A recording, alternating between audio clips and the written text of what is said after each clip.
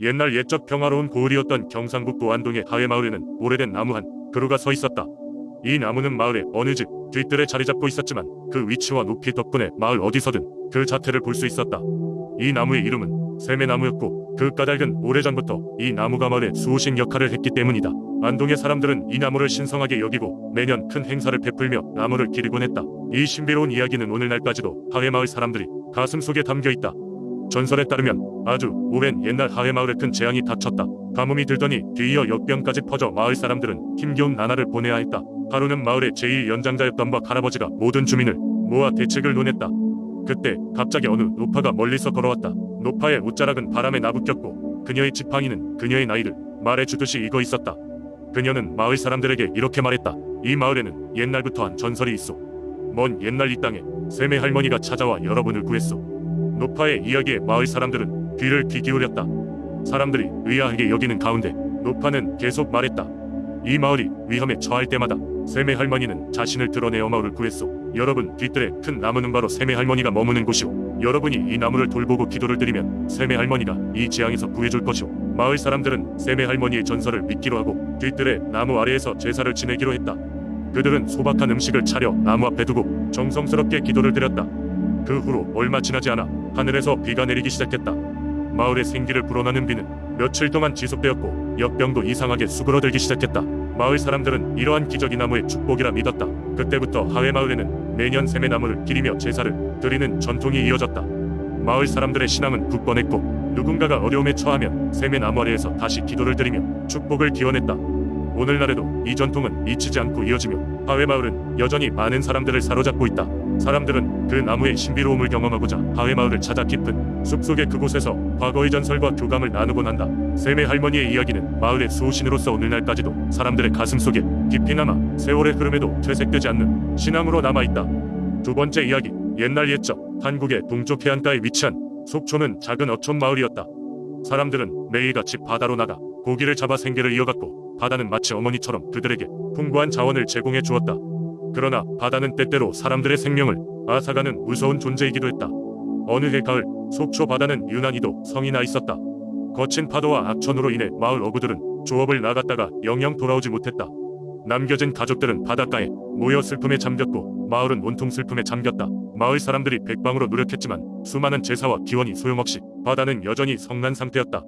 그때 속초에 한 노인이 살고 있었다. 그는 바다의 속성을 잘 아는 지혜로운 사람이었고 조상들로부터 내려온 민속신앙과 전통 지식을 풍부하게 가지고 있었다. 노인은 바다에 망자의 영혼이 머물러 있고 그들을 달래고 위로해야 한다고 믿었다. 그래서 노인은 마을 사람들을 모아 큰 제사를 준비하기로 결심했다. 노인은 먼저 바다를 향해 깨끗한 물과 술을 바쳤다. 그리고 각종 음식을 정성스럽게 준비하여 바다 옆 재단에 올려놓았다.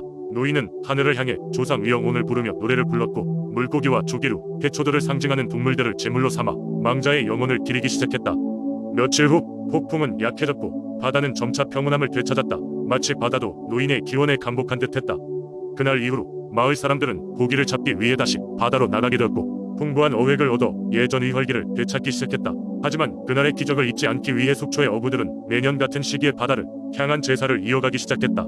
제사의 이름은 황금어장이었으며 바다의 성난 영혼을 달래어 마을에 번영을 기리려는 기원이었다. 노인은 이 제사의 주축이었고 그는 바다와의 약속을 마을 후손들에게 전해주었다. 이후로 속초 마을은 바다와의 조화로운 관계를 유지하며 살아갔다. 황금어장은 단지 풍어제의 의미가 아닌 자연과 인간의 조화로운 공존을 기리는 상징적인 축제가 되었다. 마을 사람들은 이 축제를 통해 자연의 힘을 경외하고 그 속에서 살아가는 지혜를 얻었으며 이는 현재 속초의 민속신앙으로 계승되고 있다. 세 번째 이야기, 옛날 옛적 백제의 마지막 왕 고시가도 익산의 대평원에 자리 잡고 있던 때의 일이었다. 이곳은 비옥한 땅과 크고 작은 강들이 교차했고 그 물길 따라 상업 과문화가 번성했던 지역이었다. 익산 사람들은 농사를 지으며 신들과 자연의 보호 아래 평화로운 삶을 살고 있었다고 전해진다. 익산에는 백제의 첫 여왕이었다. 소선호에 대한 전설적인 이야기가 전해져 내려오고 있다. 소선호는 백제의 초대왕인 온조왕의 어머니이자 한나라의 장군이었던 준사의 손녀로 그 지혜와 아름다움은 물론 전사로서의 기계까지 겸비한 여인이었다. 소선호는 언제나 백제를 위해 헌신했으며 그녀의 지도 아래 백제는 큰 번영을 이루어냈다. 그러나 신라와 고구려의 세력이 점차 강성해지면서 백제는 그 세력을 잃기 시작했고 결국 마지막 왕으로 기록된 위자왕 때에 와서는 나라가 큰 위기에 처하게 되었다. 이때 사람들은 소선호 여신에게 도움을 청하기 시작했다. 그녀의 용맹과 지혜가 필요했던 것이다. 하루는 익산의 한 농부가 밤하늘을 올려다보며 소선호 여신에게 백제를 구해달라고 기도했다. 그러자 갑자기 하늘이 빛으로 가득 차더니 한 여인이 농부 앞에 나타났다. 그녀는 다름 아닌 소선호 여신이었다. 여신은 농부에게 백제를 다시 번영으로 이끄는 예언을 전했다. 고난의 시간들은 지나갈 것이며 백제는 다시금 일어설 것이다. 그러나 그 안에는 큰 희생이 따를 것이니 모든 사람은 용기를 잃지 말고 서로를 아끼고 도우라 라고 말이다. 이 희망의 메시지는 익산 전역에 전해졌고 사람들의 마음을 뜨겁게 했다. 그들은 소선호 여신의 말에 따라 서로를 더 많이 배려하고 지역 공동체의 번영을 위해 힘썼다. 또한 그들은 매년 소선호 여신에게 감사와 기원을 올리기 위해 특별한 축제를 열었고 이 축제는 지금까지도 매해 대대적으로 치러진다. 익산 사람들은 여전히 소선호 여신을 마을의 수호신으로 모시고 있으며 그녀의 지혜와 용기를 본받아 각자 이 삶에서 어려움을 이겨내고 있다. 소선호 여신의 전설적인 이야기는 오늘날까지도 익산 사람들 마음에 깊이 새겨져 전해 내려오고 있는 것이다. 네 번째 이야기. 아주 오랜 옛날 붉은 태양이 서서히 저물어가고 바다가 배단처럼 잔잔하던 어느 날 통영의 작은 어촌에는 아무도 모르는 깊은 비밀이 숨겨져 있었다. 그 비밀은 바로 마을 앞바다의 깊은 물속에 사는 해신이었다. 해신은 이 지역의 바다를 수호하며 어민들의 안전과 풍요를 책임지던 존재였다.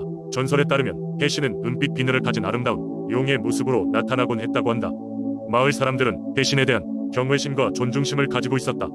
그래서 매년 봄이 되면 봄이 시작을 알리는 축제와 함께 해신을 기리기 위한 특별한 제사를 지냈다. 이 제사에서는 갓 잡은 싱싱한 생선을 바치고 마을 사람들이 함께 한마음으로 바다의 안전을 기원했다. 어느 해인가 바다에 이상한 일이 벌어졌다. 갑자기 파도가 거세게 몰아치고 바다는 알 수 없는 붉은 빛을 내뿜으며 흉흉한 기운이 감돌기 시작했다.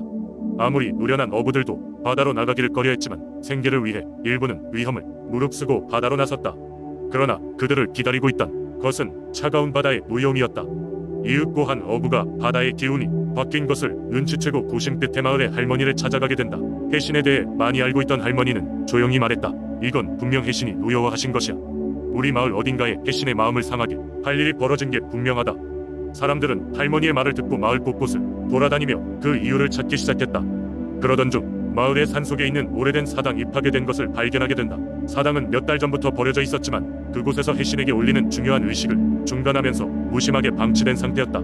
마을 사람들은 사당의 파괴가 해신의 노여움을 샀다고 생각하였고 즉시 해신에게 용서를 구하기 위해 성대한 의식을 준비하기 시작했다. 어느 것도 부족함이 없도록 준비된 의식에서 사람들은 다시 한번 해신을 기리며 호소하였다. 마치 그들의 마음을 알아차린 듯 그날 밤 바다는 다시 고요해졌고 붉은 빛은 사라졌다. 용의 형상을 한 해신이 꿈속에서 마을 사람들에게 나타나 다시금 그들을 용서하고 바다의 평온과 풍요를 약속하였다고 한다. 이 일을 계기로 통영의 어부들은 바다를 더 아끼고 존중하게 되었으며 해신을 위한 제사를 더욱 공경의 마음으로 지내게 되었다. 오늘날까지도 통영에서는 해신을 기리는 제사와 축제가 이어지며 바다를 향한 마을 사람들의 감사와 존경은 끝이 없다. 다섯 번째 이야기. 옛날 전주에는 독각다리라는 신비한 다리가 있었습니다. 지금은 사라졌지만 이 다리는 전주를 대표하는 중요한 교통로로 많은 사람이 이곳을 지나갔습니다. 그런데 이 다리에는 매우 신기한 전설이 얽혀 있었습니다. 전설에 따르면 독각다리는 본래 평범한 목재 다리였습니다. 하지만 어느 날 한 신비로운 노인이 다리 밑을 지나며 예언을 했다고 합니다. 그 노인은 이 다리를 지나가는 사람들에게 항상 도움을 주는 다리가 될 것이라고 예언했죠. 하지만 다리가 한쪽 기둥이 상하는 날, 그날부터 이 다리는 다시 평범해질 것이라고 경고했습니다. 사람들은 노인의 예언을 반신반의했지만 그 후로 독각다리는 마치 살아있는 것처럼 사람들에게 놀라운 일을 일으켰습니다. 예를 들어 어느 날 우연히 독각다리를 지나던 농부가 있었습니다. 그는 그날 2마리의 소를 몰고 시장에 가던 중이었죠. 그런데 갑작스럽게 홍수가 나 수십 명이 사람들이 다리 위에 고립되고 말았습니다. 놀라운 일은 그때 벌어졌습니다. 다리가 흔들리기 시작하더니 갑자기 높이가 올라가며 물살에 묻히지 않고 사람들을 안전하게 보호한 것입니다. 사람들은 이를 보고 놀라며 다리 덕분에 목숨을 구했다고 감격했습니다. 이러한 사건은 입에서 입으로 전해지며 전주 전역에 퍼졌습니다. 때문에 많은 사람들은 위험한 순간이 닥칠 때마다 독각다리를 찾아와 도움을 청하곤 했습니다. 마치 다리가 인간의 감정을 이해하고 있다거나 상위 존재의 힘이 깃들어 있는 것 같았습니다. 그렇게 시간이 흐르고 전주는 여러 차례 큰 사건들로 소란스러워졌습니다. 전쟁이 일어나고 자연재해가 도시를 휩쓴 적도 있었습니다. 하지만 그때마다 독각다리는 전주 사람들에게 든든한 보호막이 되어주었습니다. 다리를 믿고 의지하는 사람들은 늘었고 이에 독각다리는 전주 사람들에게 있어 신앙의 대상이 되었습니다. 하지만 세월은 그 누구도 피할 수 없는 것이었습니다. 독각다리가 지어진 지 수십 년이 지난 어느 날 다리의 한쪽 기둥이 점차 망가지기 시작했습니다. 그러나 사람들은 이를 눈치채지 못했습니다. 다리의 이상 징후를 감지한 노인은 이미 이 세상을 떠난 지 오래였기 때문입니다. 결국 그 기둥은 비바람에 휩쓸리고 말았고 그날 이후로 다리는 더 이상 신비한 힘을 발휘하지 못하게 되었습니다. 전주의 독각다리는 그렇게 전설로 남게 되었습니다. 되돌아보면 독각다리는 전주 사람들에게 단순한 다리가 아니었습니다. 그것은 희망과 신앙의 상징이었고 위기의 순간의 기적을 행했던 고귀한 존재였습니다. 이 전설은 오늘날까지도 전주 사람들 사이에서 기억되며 도시의 과거와 미래를 잇는 중요한 이야기로 남아 있습니다.